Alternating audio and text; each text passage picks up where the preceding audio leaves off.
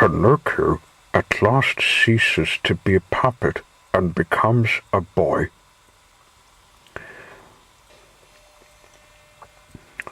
Whilst Pinocchio was swimming quickly towards the shore, he discovered that his father, who was on his shoulders with his legs in the water, was trembling as violently as if the poor man had got an attack of ague fever.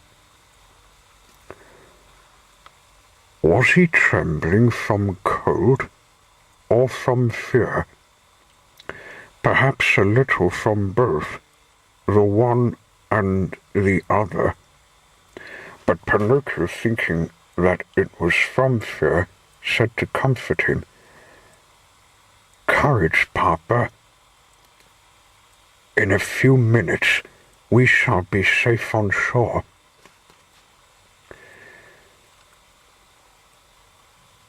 "But where is this blessed shore?"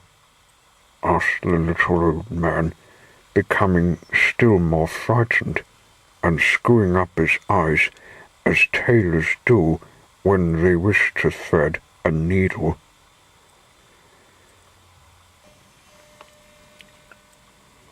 "I have been looking in every direction, and I see nothing but the sky and the sea." "But I see the shore as well," said the puppet. "You must know that I am like a cat. I see better by night than by day."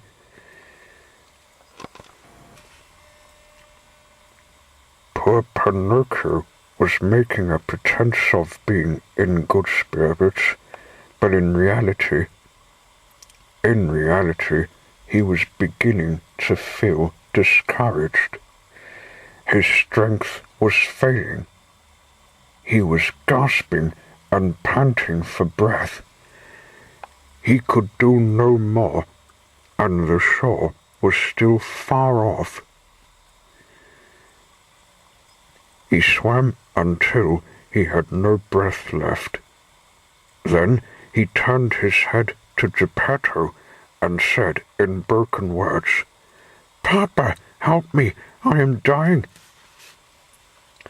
The father and son were on the point of drowning when they heard a voice like a guitar out of tune saying, "Who is it that is dying?" "It's me, and my poor father." "I know that voice. You are Pinocchio."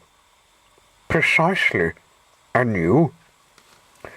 "I am the tunny, your prison companion in the body of the shark." "And how did you manage to escape?" "I followed your example. You showed me the road, and I escaped after you." "Tunny, you have arrived at the right moment. I implore you to help us, or we are lost." "Willingly, and with all my heart. You must both of you take hold of my tail and leave me to guide you. I will take you on shore in 4 minutes."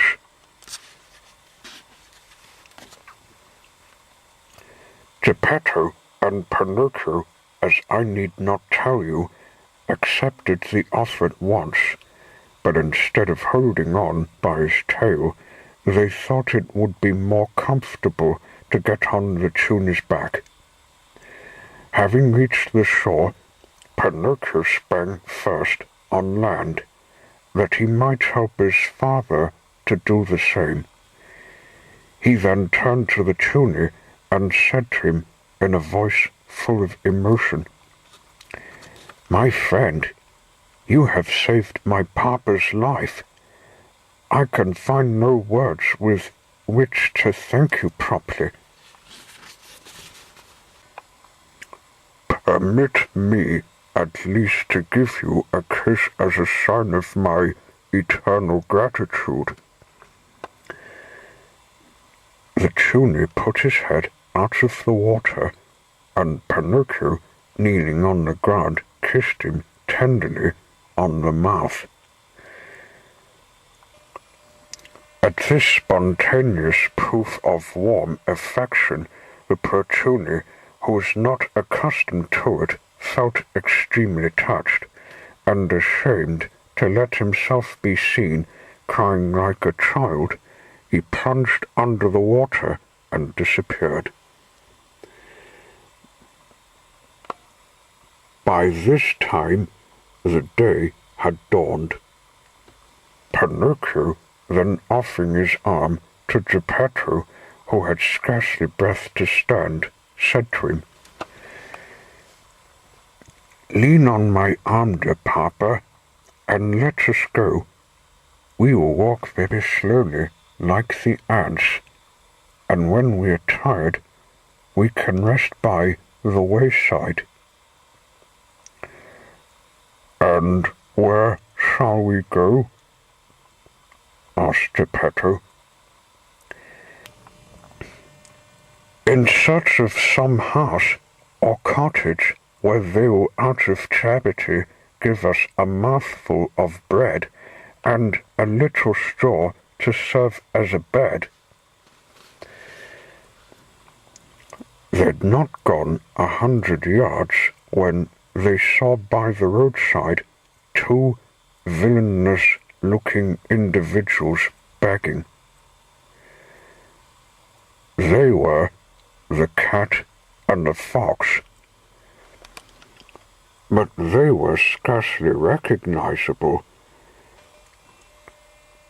Fancy the cat had so long featured blindness that she had become blind in reality, and the fox, old mangy, and with one side paralyzed, had not even his tail left.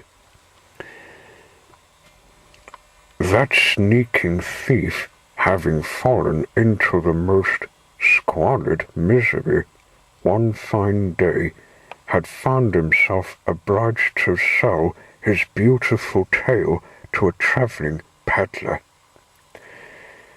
who bought it to drive away flies. "Oh, Pinocchio," cried the fox, "give a little in charity to 2 poor infirm people." "Infirm people," repeated the cat. "Be off with you, impostors," answered the puppet. "You took me in once, but you'll never catch me again. Believe me, Pinocchio, we are now poor and unfortunate indeed." "If you are poor, you deserve it. Recollect the proverb, stolen money never bears fruit. Begone, impostors." And thus saying, Pinocchio and Geppetto went their way in peace. When they had gone another 100 yards, they saw, at the end of a path in the middle of the fields, a nice little straw hut with a roof of tiles and bricks. "That hut must be inhabited by someone," said Pinocchio. "Let's go knock at the door." They went and knocked. "Who's there?" said a little voice from within.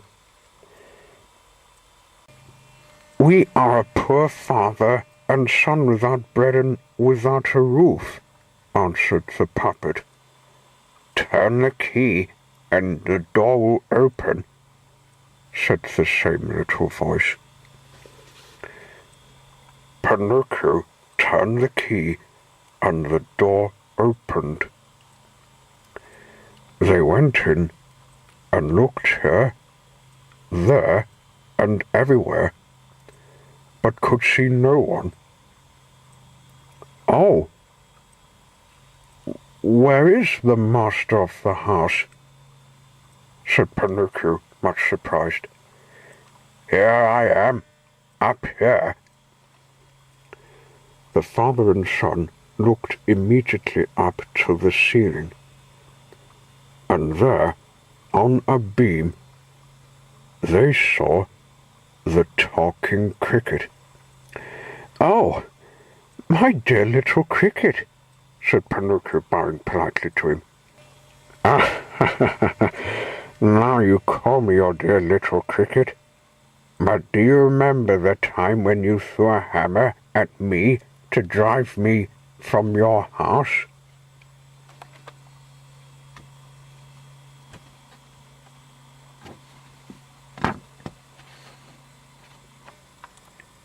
"You are right, cricket. Drive me away also. Throw a hammer at me, but have pity on my poor papa." "I will have pity on both father and son, but I wish to remind you of the ill treatment I received from you to teach you that in this world, when it is possible, we should show courtesy to everybody, if we wish it to be extended to us in our hour of need."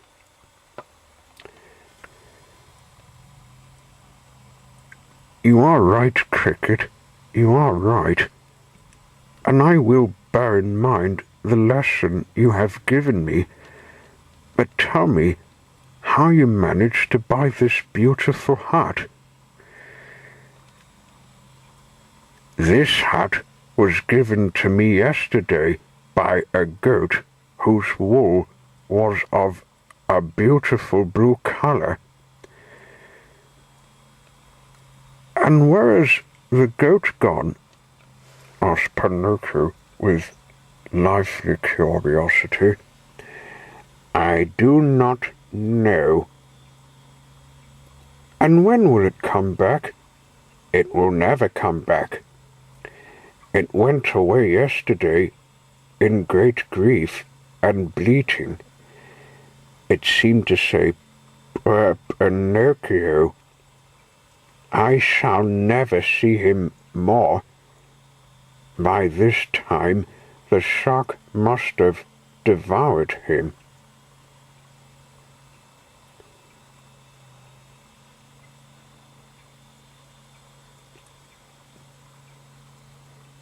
"Did it really say that? Then it was she. It was she. It was my dear little fairy," exclaimed Pinocchio, crying and sobbing.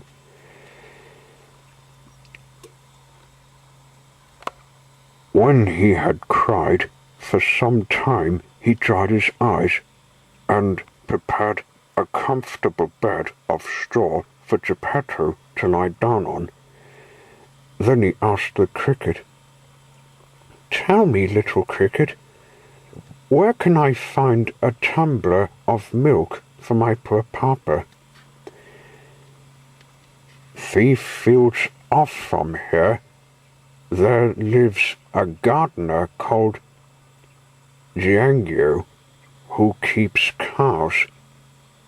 Go to him, and you'll get the milk you are in need of." Pinocchio ran all the way to Giangio's house, and the gardener asked him,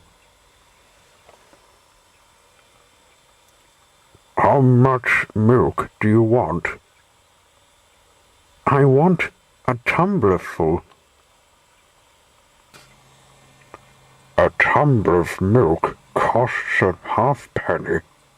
Begin by giving me the halfpenny." "I've not even a farthing," replied Pinocchio, grieved and mortified. "That is bad, puppet," answered the gardener. If you have not even a farthing, I've not even a drop of milk." "I must have patience," said Pinocchio, and he turned to go. "Wait a little," said Django. "We can come to an arrangement together. Will you undertake to turn the pumping machine?" "What is the pumping machine?" "It is a wooden pole which serves to draw up the water from the cistern to water the vegetables." "You can try me." "Well then, if you will draw 100 buckets of water, I will give you in return a tumbler of milk." "It is a bargain." Django then led Pinocchio to the kitchen garden and taught him how to turn the pumping machine. Pinocchio immediately began to work, but before he had drawn up the 100 buckets of water, the perspiration was pouring from his head to his feet. Never before had he undergone such fatigue. "Up to now," said the gardener, "the labor of turning the pumping machine was performed by my little donkey, but the poor animal is dying." "Will you take me to see him?" said Pinocchio. "Willingly." When Pinocchio went into the stable, he saw a beautiful little donkey stretched on the straw, worn out from hunger and overwork. After looking at him earnestly, he said to himself, much troubled, "I am sure I know this little donkey. His face is not new to me." And bending over him, he asked him in donkey language, "Who are you?" At this question, the little donkey opened his dying eyes and answered in broken words in the same language, "I am Candlewick."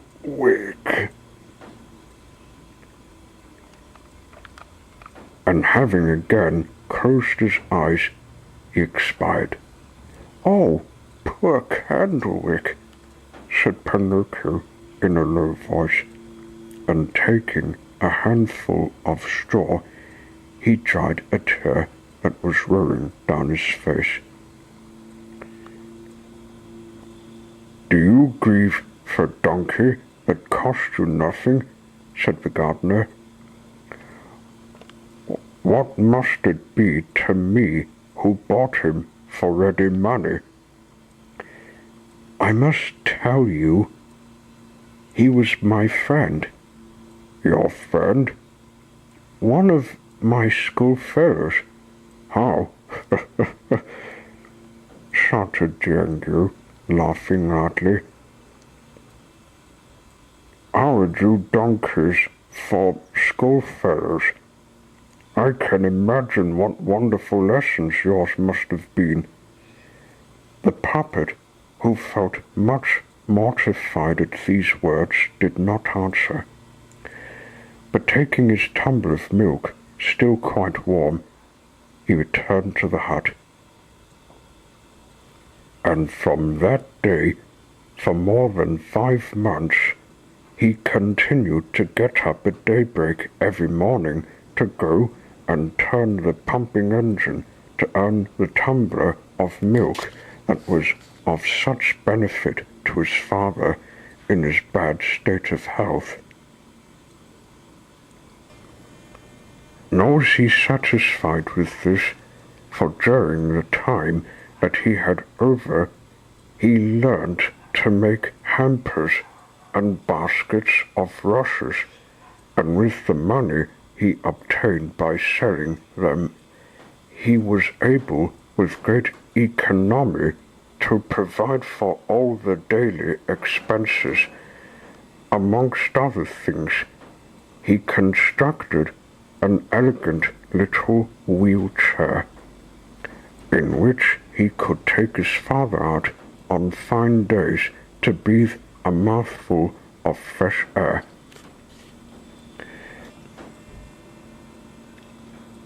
By his industry, ingenuity, and his anxiety to work and to overcome difficulties, he not only succeeded in maintaining his father, who continued infirm, in comfort, but he also contrived to put aside 40 pence to buy himself a new coat.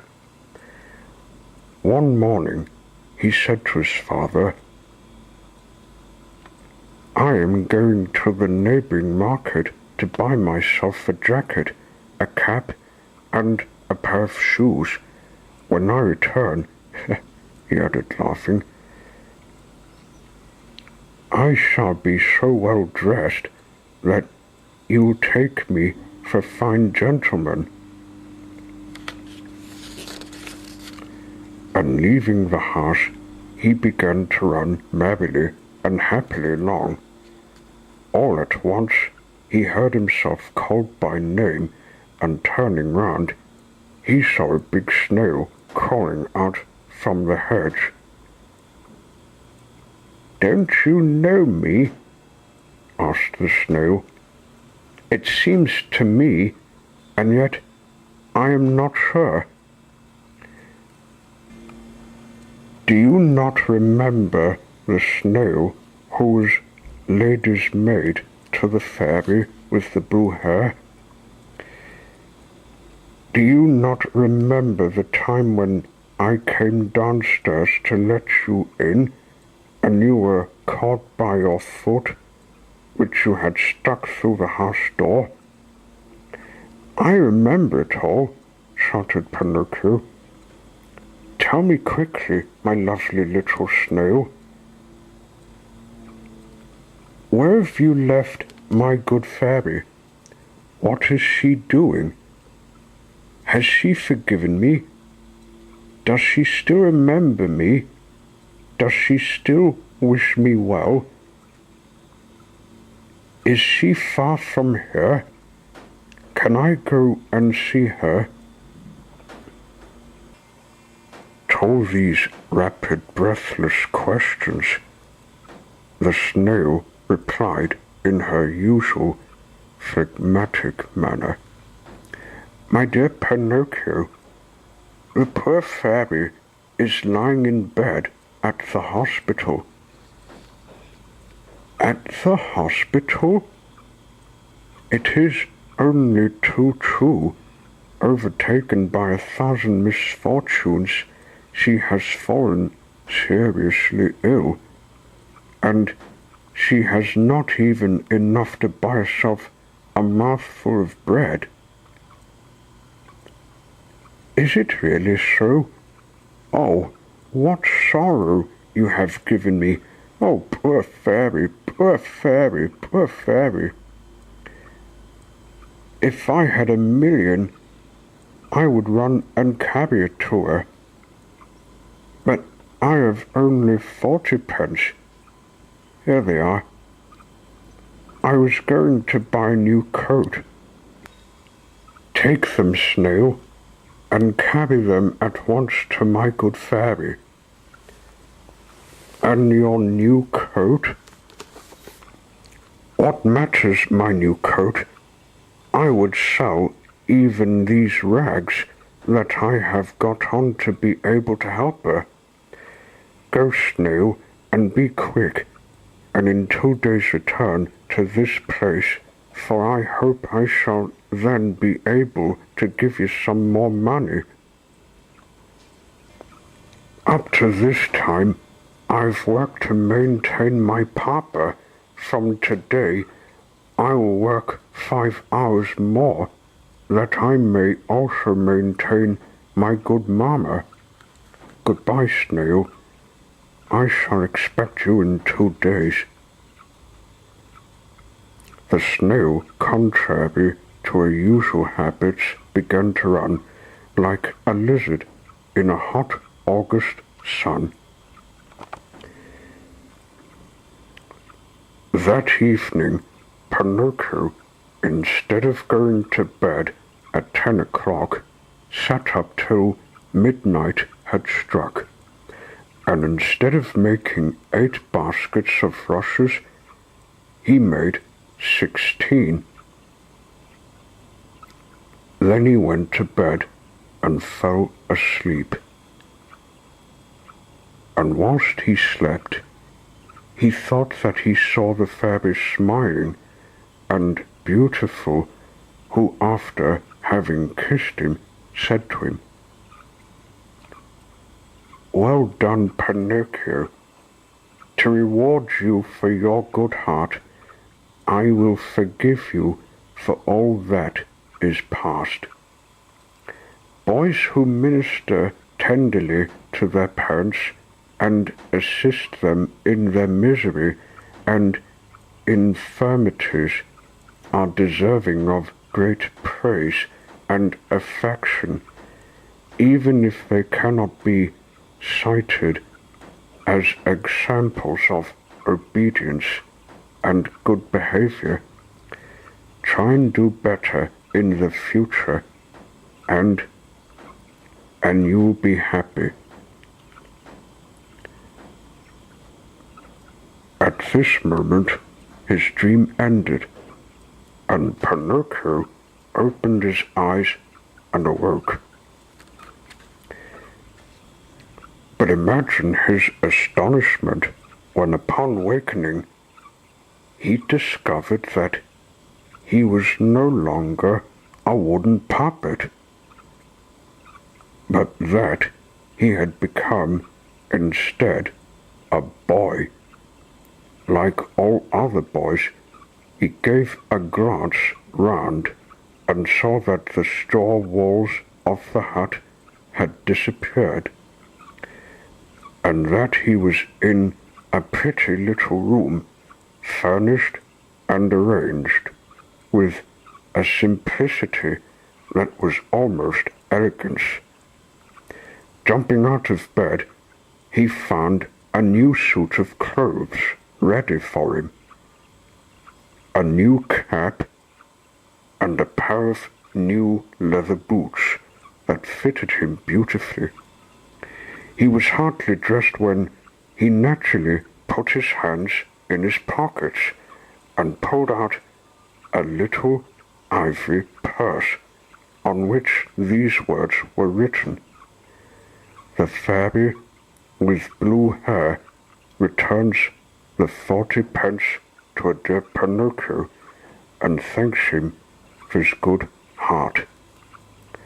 He opened the purse, and instead of 40 copper pennies, he saw 40 shining gold pieces fresh from the mint. He then went and looked at himself in the glass, and he thought he was someone else, for he no longer saw the usual reflection of a wooden puppet. He was greeted instead by the image of a bright, intelligent boy with chestnut hair, blue eyes, and looking as happy and joyful as if it were the Easter holidays. In the midst of all these wonders succeeding each other, Pinocchio felt quite bewildered, and he could not tell if he was really awake or if he was dreaming with his eyes open. "Where can my papa be?" he exclaimed suddenly. and going into the next room, he found old Geppetto quite well lively and in good humour, just as he had been formerly. He had already resumed his trade of wood carving, and he was designing a rich and beautiful frame of leaves, flowers, and animal heads. "Tell me, dear Papa," said Pinocchio, throwing his arms round his neck and covering him with kisses, "how can this sudden change be accounted for?" "This sudden change in our home is all your doing," answered Geppetto. "How am I doing?" "Because when boys who have behaved badly turn over a new leaf and become good, they have the power of bringing content and happiness to their families." "And where has the old wooden puppet Pinocchio hidden himself?" "There he is," answered Geppetto, and he pointed to a big puppet leaning against a chair, with its head on one side, its arms dangling, and its legs so crossed and bent that it was really a miracle that it remained standing. Pinocchio turned and looked at it, and after he had looked at it for a short time, he said to himself happily, "How ridiculous I was when I was a puppet, and how glad I am that I have become a nice little boy."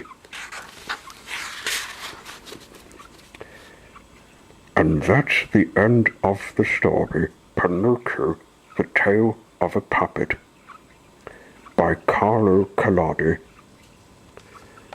Read by yours truly, the new storyteller.